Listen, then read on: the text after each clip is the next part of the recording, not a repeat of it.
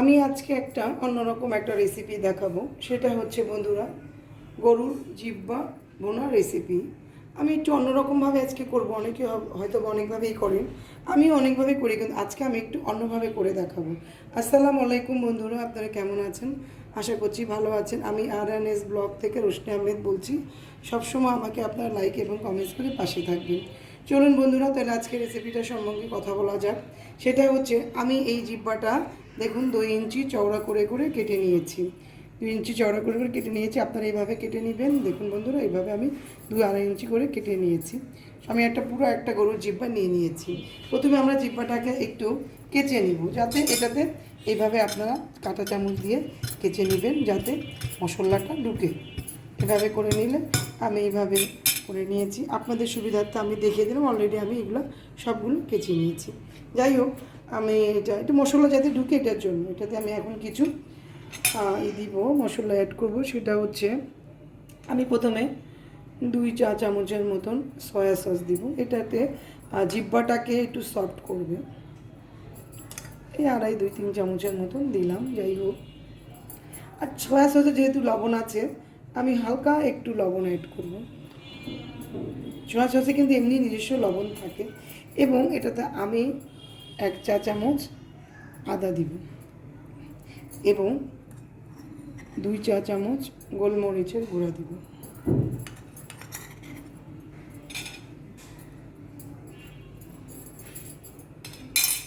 এখন এটাকে আমি খুব ভালো, আমার হাতটা কিন্তু ধুয়ে পরিষ্কার করে নিয়েছি বন্ধুরা। আমি এটা খুব ভালো করে মাখিয়ে নিব।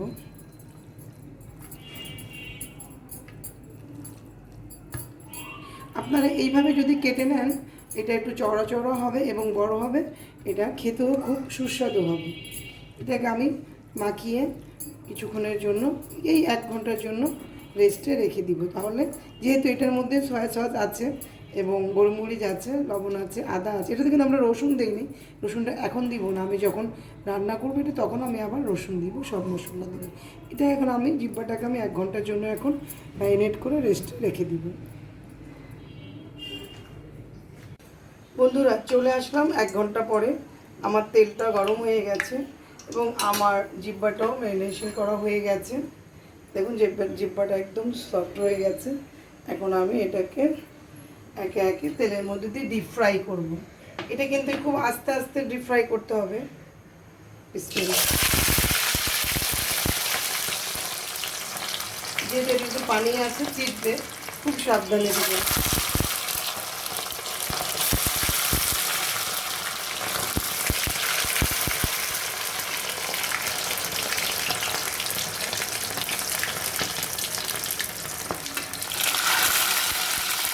এইভাবে আপনারা একে একে সবগুলো খুব আস্তে আস্তে ডিপ ফ্রাই করে নিতে হবে বন্ধুরা।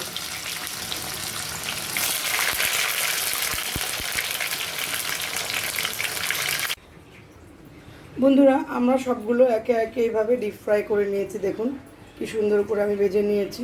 একটু কড়া করেই ভাজবেন, যাতে খেতে ভালো লাগবে। চলুন এখন আমরা রান্নাতে চলে যাই।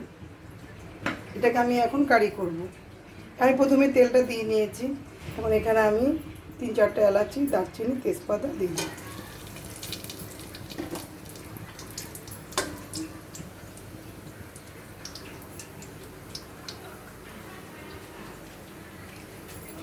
তারপরে আমি বেশ কিছুটা পেঁয়াজ, এটা তো একটু পেঁয়াজ বেশি দিব, খেতে ভালো লাগবে।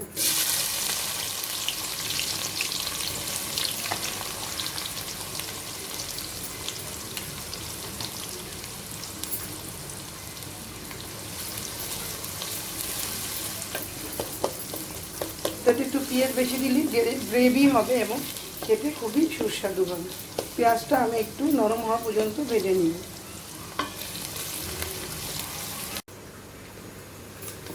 আমার পেঁয়াজটা ভাজা ভাজা হয়ে গেছে। এখন আমি এর সঙ্গে কিছু মশলা অ্যাড করব। প্রথমে আমি 1.5 চামচের মতন আদা বাটা দিয়ে দিলাম, 1.5 চামচ রসুন বাটা,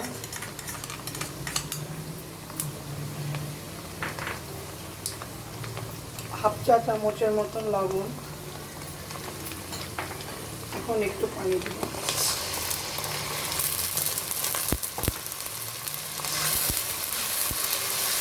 মশলাটা আমি 2 মিনিটের মতন ভালো করে কষিয়ে নেব।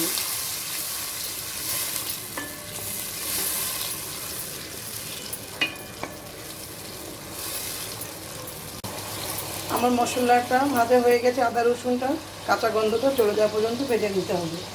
এখন আমরা এখানে অ্যাড করব কিছু গুঁড়া মশলা, যেটা হচ্ছে মরিচের গুঁড়ো 1 টেবিল চামচ, হলুদের গুঁড়া 1 চা চামচ, একটু কম দিবেন, ধনিয়া গুঁড়ো 1 টেবিল চামচ এবং জিরা গুঁড়ো 1 চা চামচ।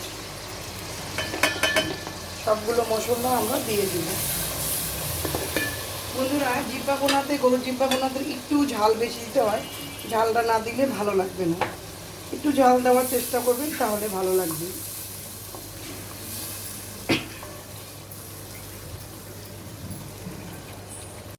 আমার মশলাটা কষানো প্রায় হয়ে গেছে।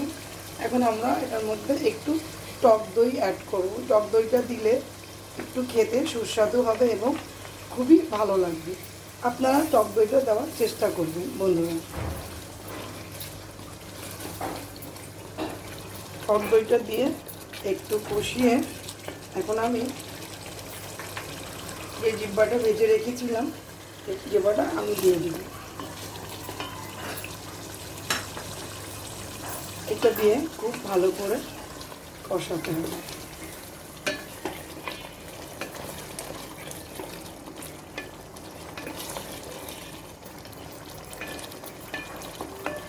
আমরা কিছুক্ষণের জন্য ঢেকে কষাবো। আমার কষানোটা হয়ে গেছে, সুন্দর একটা কালার চলে এসেছে বন্ধুরা। এখন আমি জিব্বাটার মধ্যে ঝোলের পানি অ্যাড করব। বেশি পানি লাগবে না, যেহেতু আমি ডিপ ফ্রাই করে নিয়েছি।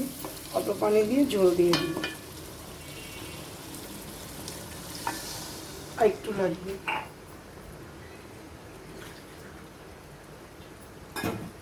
দুই কাপের মতন পানি দিয়ে দিব। এখানে আমি এটাকে রান্না করব।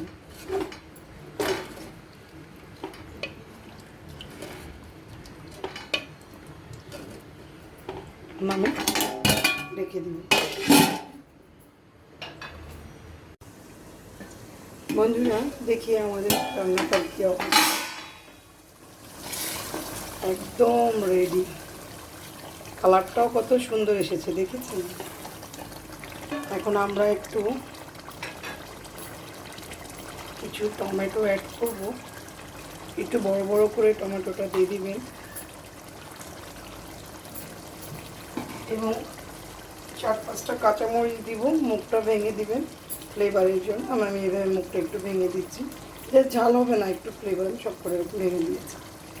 দিয়ে টমেটোটার গলার জন্য এবং মরিচের যে ফ্লেভারটা আছে এটা ভিতরে যাওয়ার জন্য আমি কিছুক্ষণ ঢেকে জাস্ট 5 মিনিটের জন্য দমে রেখে দিব। তারপরে আমার রান্নাটা একদম রেডি হয়ে যাবে। বন্ধুরা, আপনারা কিন্তু এই জিব্বা ভুনাটা সাদা পোলাও, ভাত এবং রুটি বা পরোটা সব কিছু দিয়ে খেতে পারবেন। আমার রান্নাটা তাহলে বন্ধুরা আমি আজকে এখানেই শেষ করলাম। আপনারা এইভাবে রান্না করে খেয়ে দেখবেন, কেমন হয় আমাকে জানাবেন। আজকের মতন তাহলে বিদায় নিচ্ছি। আল্লাহ হাফেজ।